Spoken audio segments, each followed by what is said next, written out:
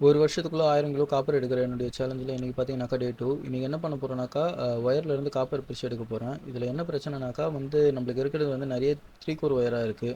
இதில் என்னன்னாக்கா மேக்ஸிமம் பார்த்தீங்கன்னாக்கா வெறும் அந்த பிளாஸ்டிக் தான் இருக்கும். ஸோ அதெல்லாம் ரிமூவ் பண்ணி எடுக்கிறதுக்குள்ளேயே ரொம்ப கஷ்டமாக இருக்கும்.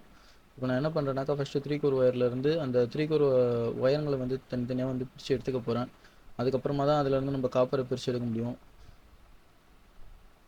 இது பிரித்து எடுக்கிறதுக்கு ரொம்பவே கஷ்டமாக இருக்குது. இது மேனுவலாக பண்ணும்போது சுத்தமாக முடியல. அதே மாதிரி வந்து ரொம்ப டைட்டாக ஹார்டாக இருக்குது. எல்லாமே ரொம்ப வருஷம் பழைய ஒயருங்கன்றதால வெளியே இருக்க அந்த பிளாஸ்டிக் ஃபுல்லாகவே வந்து ஒரு மாதிரி ஹார்டாகி ரஃப்பாக இருக்குது. ஸோ அதில் வந்து உரிச்சு எடுக்கிறதுக்குள்ளே போதும் போதும்னு ஆகிடுது. ரொம்ப ஹார்ட் ஒர்க் பண்ண வேண்டியிருக்கு. என்னன்னாக்கா நான் ஒரு நாளைக்கு ஏசி மெக்கானிக்காக ஒர்க் பண்ணனாக்கா ஒரு நாளைக்கு வந்து குறைஞ்சது ஒரு 2000 ஏர்ன் பண்ணுற மாதிரி இருக்கும். பட் இந்த மாதிரி நம்ம காப்பரை பிரித்து எடுக்கும்போது வந்து அந்த அளவுக்கு நம்ம செய்கிற ஒர்க்குக்கு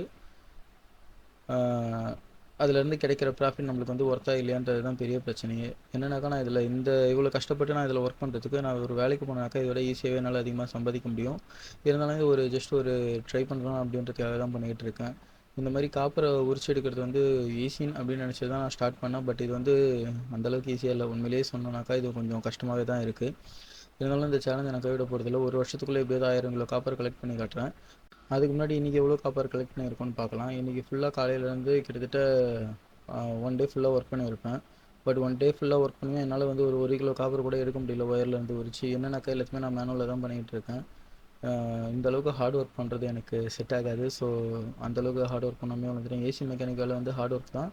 பட் இருந்தாலும் அது இந்த அளவுக்கு ஸ்ட்ரெயின் பண்ணிக்கிட்டு காலையிலேருந்து நைட் வரைக்கும் ஒர்க் பண்ணி ப்ராஃபிட் இல்லாமல் இருக்காது. அதில் வந்து கன்ஃபார்மாக ப்ராஃபிட் இருக்கும். பட் இதில் ப்ராஃபிட் இல்லைன்றது தான் பிரச்சனை. ஸோ இன்றைக்கி ஃபுல்லாக ஒர்க் பண்ணி நான் எவ்வளோ காப்பர் எடுத்திருக்கேன்னு பார்த்தீங்கன்னாக்கா ஒரு 600 கிராம் கிட்ட தான் இருக்கும்.